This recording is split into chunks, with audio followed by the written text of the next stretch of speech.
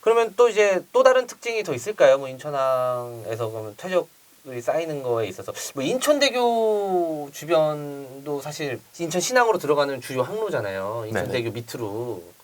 그래서 뭐 이제 그 주 경관 폭도 거기에 맞춰서 설계된 거고 뭐 인천항 주변에서는 뭐 어떤 문제들이나 이런 건 없을까? 특징들이나 이런 것들은?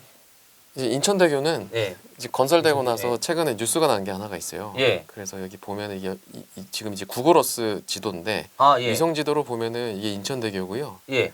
이게 제가 2000 시간 테이블을 좀 바꿔서 보면은 위성 자료에서 이런 신여나 모래톱이라고 불리는 아. 이런 지형이 예. 이제 인천대교 상당히 가까이에 이렇게 어. 포착이 됐어요. 예.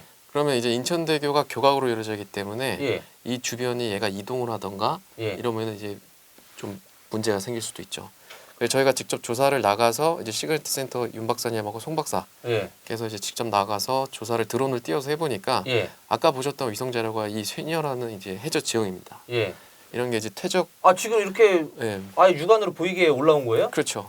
예. 약간 물이 빠졌을 텐데 예. 이런 지형들이 아까 보시다시피 뭔가 가위처럼 생겼잖아요. 예. 이런 게 점진적으로 대교 쪽으로 이동하는 경향이 좀 보이고 아. 있는 상황이고 그거에 대해서 좀 지속적으로 모니터링을 하고 있는 야, 상황이에요. 이거는 이 인천대교가 만들어져서 이렇게 된 건 아니고 원래는 이제 거죠? 영종도를 매립하면서 남단 쪽에 조관대가 크게 벌어져 있는데 예. 거기서 이제 퇴적물이 쌓이면서 쇠니어라는 어떤 지형 구조가 생기게 되고 예. 아, 쉔이요. 예, 거기서 이제 인천대교 방향으로 점진적으로 뭔가 모양새가 좀 변하고 있다.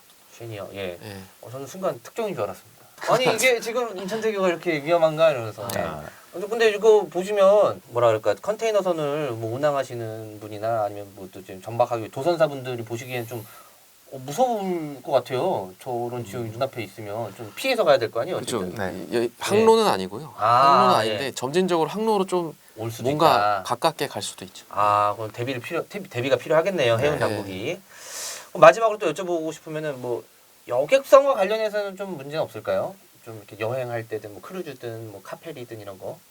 아, 여객선이요. 예. 여객선 같은 경우가 지금 저희가 여객선 항로가 아까 예. 보시는 셰니어 그 바로 왼쪽에 하나가 있고 예. 그다음에 지금 신국제 터미널이 여객선이 들어오는 예. 게 있어요. 사실 여객선은 저 경인항 쪽으로도 가는데 이제 이게 올해 초인가 개장을 했거든요. 예, 예, 예.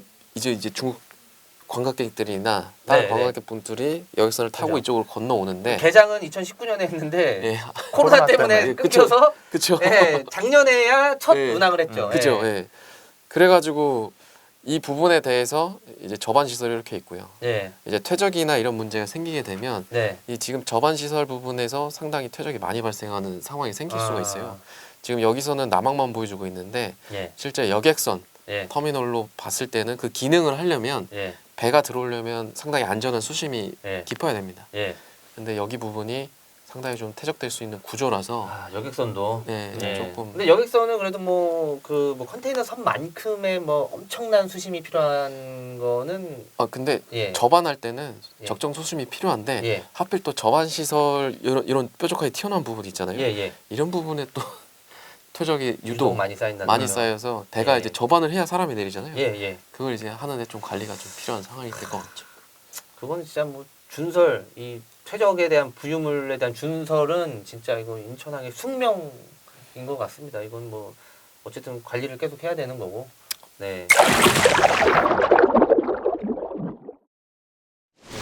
또 그렇군요. 또 뭐 더 다른 얘기 해주실 게 있으실까요? 그 해저질에 김종욱 박사가 조사한 것 중에 이제 처음 말씀드렸던 인천의 똥물. 예, 아, 예, 예, 예. 그게 이제 정말 그 더럽고 그런 게 아니라 예. 이런 조간대라든가 갯벌이라든가 육상에서 내려오는 것 때문에 이제 부유되는 네.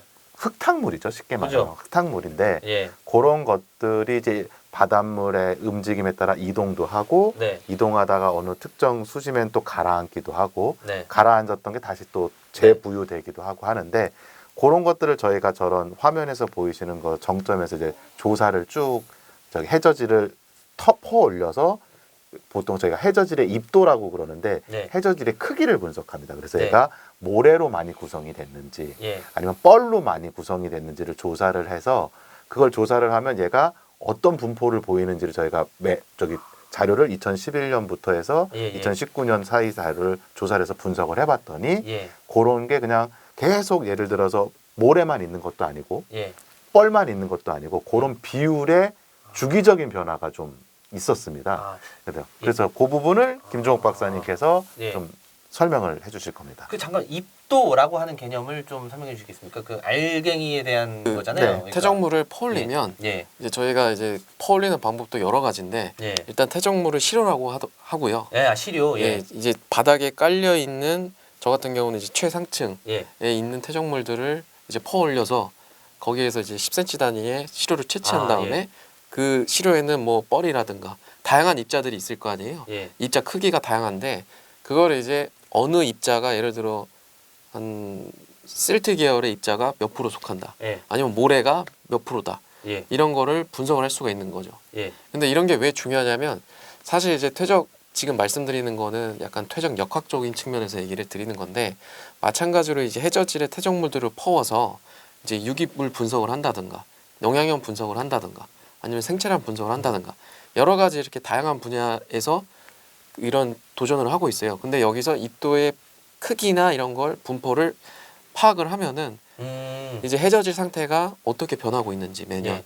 그로 인해서 영양염이나 이런 게 뭐 물고기라든가 예. 꽃게라든가 이런 부분들이 바로 뭐 산란을 하기 위해서 바뀔 수 있다던가 아. 이런 지리적으로 좀 바뀔 수가 있죠. 그래서 입도 크기에 대한 게 어떻게 보면 그 베이스가 될 수 있는 지시자 역할을 좀 하고 있고요. 예. 그 저희 같은 경우는 이런 게 이제 매년 변한다. 예. 그럼 변한다고 했을 때 왜 변하는지, 그다음에 그거에 대해서 다시 뭐 주기성을 얼마나 보이는지, 네. 특성이 어떻게 변하는 주기가 있는지 그걸 좀 조사를 했었어요. 그러면 이제 그냥 기본적인 일반 사람 제 생각에서는 입자의 크기가 그럼 작을수록 뻘 같은 그렇죠. 거잖아요. 네, 뻘이죠. 그러면은 좀 생태계에 그게 조금 더 좋은 거 아닐까? 아, 라는 뭐 뭔가 모래보다는 흙에서 뭔가 좀 일반적으로 말씀을 드리면 꼭 100% 그게 정답은 아니지만 예를 들어 모래와 뻘의 비율이 모래가 전체가 10 중에 예. 8이 모래고 예. 2가 뻘일 수도 있고요. 예. 요게 그럼 왜 중요하느냐? 예, 예. 네. 이게 물론 아까 태적 역학적인 관점에서는 이게 뭐 그런 분포가 뭐 유속의 변화라든가 뭐 저기 태적물이 어떻게 유입된다든가 이런 관점으로 접근도 하시는데 근데 일반인들 입장에서는 뭐 그런 거는 뭐 연구자들이 그렇죠. 하는 거고 우리한테는 뭐가 네. 중요하냐 했을 때 그런 비율에 따라서 어패류들 예. 이런 것들이 해저 바닥이나 이런 조간대 갯벌에 살지 않습니까? 예. 그 비율이 어떻게 되는지에 따라서 잘 살 수 있는 예. 어패류의 종류나 이런 것들이 다르게 됩니다. 모래와 뻘의 비율이 8대이면 뭐 바지락이 잘 산다든가 모래와 비율이 7대3이면 뭐 쏘기라든가 다른 어패류가 다른 패류가 예. 잘 산다든가 이렇게 되는 거고 모래의 비율이 확 줄고 그다음에 뻘의 비율이 늘어나서 모래와 뻘의 비율이 5대5가 만약에 됐다. 예. 그러면 이게 옛날보다는 모래보다 뻘이 많아졌으니까 약간 뭐 푹푹 빠지는 약간 좀 그런 뻘 저희가 같은 갯벌에 들어가도 어떤 데는 약간 평평한 갯벌이 있고 예. 푹푹푹푹 빠지는 갯벌이 있거든요. 그럼 뻘이 많은 갯벌에서는 이제 뭐 폐류가 좀 못 자란다든가 이럴 수가 오히려요? 있어요. 너무 심하면? 네, 너무 심하면 예. 그럴 수도 있기 때문에 예. 비율이 얼만큼 되느냐를 알아야 그런 것들이 잘 자랄 수 있는 공간이 좀 확보가 되고 폐류의 치패들 예. 얘네들이 내려와서 그냥 이런 평평한 데 있는 게 아니라 그런데 부착을 해서 살거든요. 네. 잘 부착할 수 있는 여부도 또 달라지게 되는 거죠. 이해했습니다.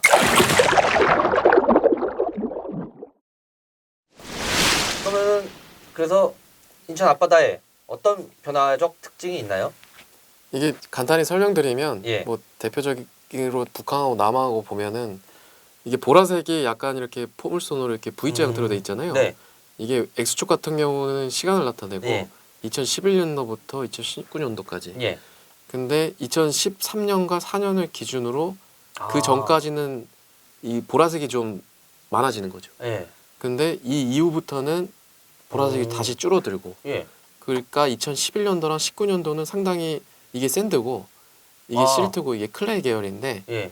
약간 좀 다시 복원된 느낌이잖아요. 예. 예. 그 사이에 어떤 이벤트가 있어서 예. 감소하고 다시 그 이벤트가 종료한 뒤에 증가하는 이런 형태가 이제 보이는데 아까 윤 박사님께서 말씀하셨던 게 이제 비율이 예. 이렇게 감소하고 증가하는 게 아니면 다시 원래대로 돌아오는 패턴이 한 지금 저희가 봤을 때는 4년에서 5년 사이로 예. 좀 이렇게 돌아오는 게 아닌가라고 이제 추정을 하고 있어요. 남항도 그러네요. 네, 남항도 네. 똑같이 그러고 있고요. 예. 다른 이제 1항로나 3항로 같은 경우는 예. 샌드나 이런 계열이 조금 우세한데 예. 이제 북항하고 남항 같은 경우는 지금도 실테이션 문제가 좀 많이 일어나고 있거든요.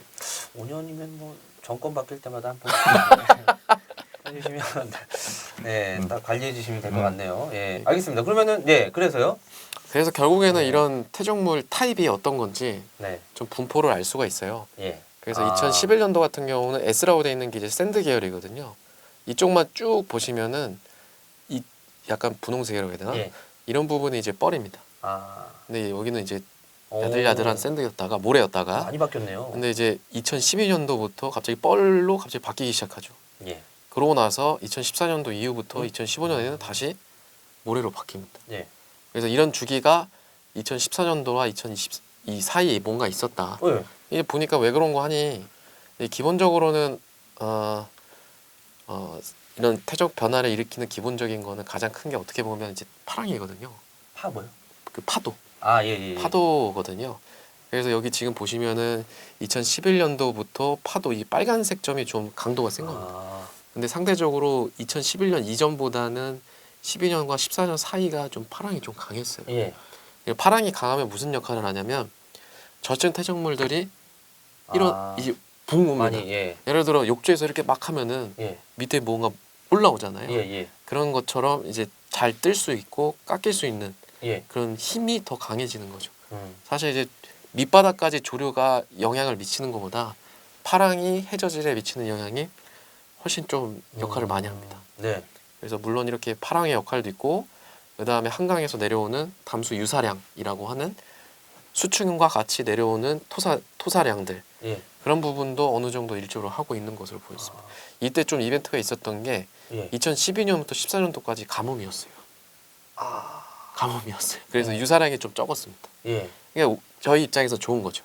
아. 이제 한강에서 내려오는 건 없고 예. 그럼 이제 얘는 배제하고 보니까 바다 입장에서는 뭐 준설할 거리는 적어지는. 예, 근데 이 예. 시즌에 또 준설을 좀 많이 해가지고 아. 그것도 영향도 있겠지만 일단 패턴상으로 보면 이 기간 동안에 유독 파랑이 좀 많이 와서 예. 작은 입자들 크기가 작은 애들을 좀 다른 데로 이동시키거나 좀 이렇게 많이 분포시켰다.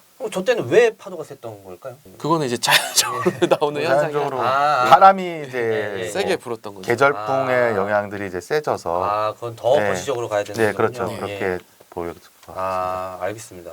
그래서 김종욱 박사가 지금 얘기한 대로 저렇게 해저질의 크기, 네. 입자의 크기가 변할 때 저희가 가장 크게 나누면 이제 세리파 또는 조리파라고 보통 얘기를 하는데 네. 세리파라는 얘기는 이제 좀 입자가 작은 걸로 미세해지는 거. 미세해지는 예. 거, 뭐 뻘이라, 예. 머드라든가 뭐 이렇게 작은 입자로 가는 거고 아. 조리파는 이제 샌드, 모래 아. 계열로 좀 커지는 걸 의미합니다. 그래서 예. 이게 세리파 되느냐, 조리파 되느냐에 따라서 이제 저희는 그런 표현을 쓰고 있고 이게 또 이제 일반인들 관점이나 이런 거에서 또 연결을 지어서 말씀을 또 하나 드리면 예. 이게 세리파되고 조리파 되느냐에 따라서 저희가 물론 저희는 뻘이라는 게 해저 퇴적물을 떠서 크기를 분석하지만 예. 해저 퇴적물을 떠서 유기물 함량이라든가 아. 영양염 그러니까 어떤 여기에 이 뻘에 영양염이 얼만큼 있는지 또는 오염물질 중금속이라든가 이런 것들이 얼만큼 오염되어 있는 거 분석하시는 분들도 계시거든요. 예. 그래서 뻘을 떠서 얘가 영양염이 유기물 함량이라든가 영양염이 많다면 네. 그거를 먹고 사는 저소생물들, 네. 뭐 소위 꽃게나 페류 이런 것들이 잘 자랄 가능성이 높은 거고 예.